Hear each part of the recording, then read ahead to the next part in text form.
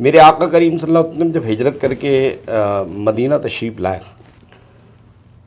تو آپ نے مدینہ شریف میں قدم رنجہ فرمانے کے بعد جو سب سے پہلا کام کیا وہ مسجد نبوی کی تعمیر کا کام کیا. جی ماشاء اللہ. اور مسجد نبوی شریف کی تعمیر اور مسجد نبوی شریف کے لیے زمین باقاعدہ آپ نے خریدی.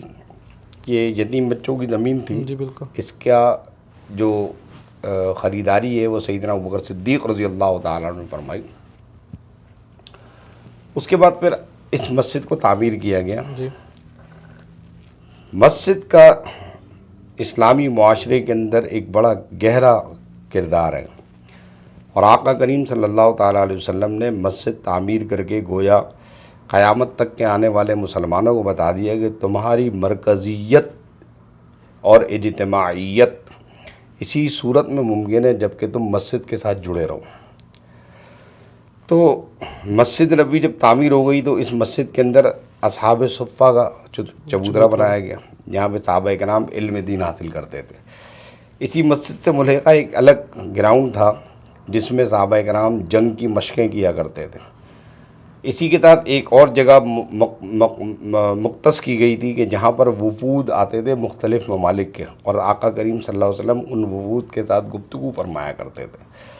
اسی مسجد کے ساتھ ایک زمین مختص کی گئی جس میں حجرے حضرات ازواج مطہرات رضی اللہ تعالیٰ عنہن کے حجرے بنائے گئے تھے.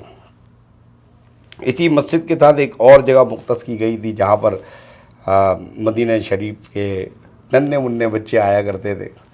نماز عصر کے بعد آقا کریم صلی اللہ علیہ وسلم مسجد شریف کے صحن میں تشریف فرما ہوتے تھے، اور مدینہ کی خواتین ان ننھے منھے بچوں کو لے کر آتی تھیں، اور آپ صلی اللہ تعالیٰ علیہ وسلم فرماتے تھے بچوں سے، بھائی تم وہاں سے بھاگتے ہوئے آؤ، جو پہلے آ کر میرے پاس گرے گا اسے انعام دیا جائے گا. تو بچے جو ہیں وہاں سے بھاگتے ہوئے آتے تھے اور آقا کریم صلی اللہ علیہ وسلم کی گود میں گرتے تھے. آپ پیار فرماتے تھے، اور ان بچوں میں جو پہلے آگے گرتا تھا یا جو بعد میں بھی آتا تھا اسے بھی ایک ایک کھجور آپ تحفے میں عطا فرمایا کرتے تھے.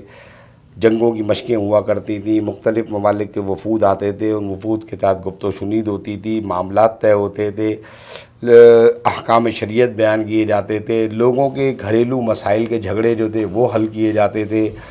مسجد وتھ کمیونٹی سینٹر.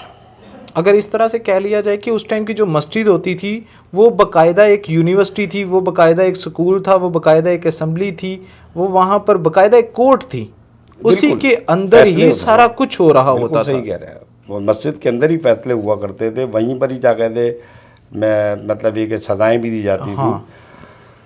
اب جیسے جیسے وقت آگے بڑھتا چلا گیا تو جوش کانسپیریسی کے تحت یہ سب چیزیں مسجد سے علیحدہ علیحدہ کی گئیں، اور مسجد سے یہ سب چیزیں علیحدہ ہونے کا نقصان یہ ہو گیا کہ آج کی جو نئی نسل ابھی پیدا ہو رہی ہے اور آگے نسل ہے وہ سمجھتی ہے کہ دین الگ چیز ہے، دنیا الگ چیز ہے.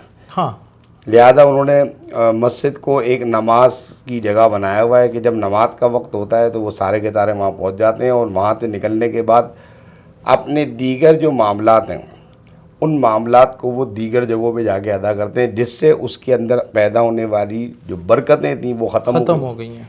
آج کا عیسائی آج بھی جب وہ اپنے مذہب کے مطابق شادی کرتا ہے تو وہ چرچ میں جاتا ہے، اور ہم جاتے ہیں مسجد میں نہیں جاتے.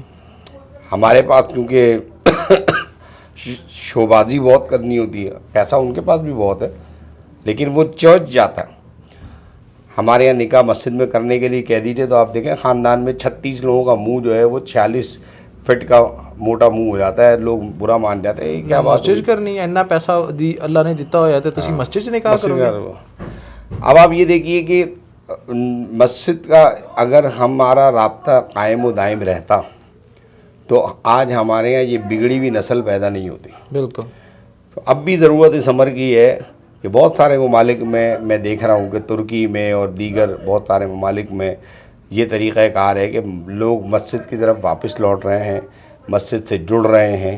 جتنی بھی ہماری مساجد کی انتظامیہ ہیں ان تمام کو میں یہ ایک ہمدردانہ مشورہ دینا چاہتا ہوں کہ اللہ کے واسطے آنے والی نسلوں پر رحم کریں، اور مسجد کے ساتھ ایک کمیونٹی سینٹر بھی ساتھ بنائیں، اور لوگوں کے چھوٹے موٹے مسئلے مسائل، لوگوں کی ضروریات، لوگوں کی تمنائیں، لوگوں کی خوشی، لوگوں کا غم اسی مسجد کے اندر سولو کرنے کی کوشش کریں.